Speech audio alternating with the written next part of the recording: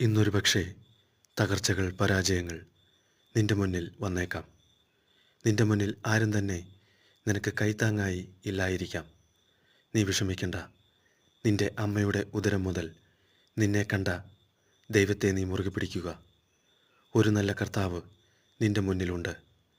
നിന്റെ പരാജയത്തിൻ്റെ നടുവിൽ നിന്നെ ഉയർത്തുന്ന ഒരു നല്ല ദൈവത്തെ നിനക്ക് കാണാൻ കഴിയും. നീ തളർന്ന അവസ്ഥയിലൂടെ കടന്നു പോകുന്നുവെങ്കിലും, നീ കണ്ണുനീർ കൊണ്ട് വിങ്ങിപ്പൊട്ടിയ അവസ്ഥയിലാണെങ്കിലും, ദൈവമായ കർത്താവ് സ്വർഗീയ കിളിവാതിൽ തുറന്ന് നിനക്ക് വേണ്ടി പ്രവർത്തിക്കും. നിന്റെ അരികിലേക്ക് വരും.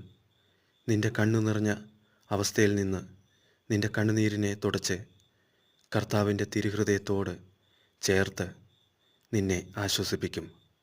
നീ വിശ്വസിക്കുക.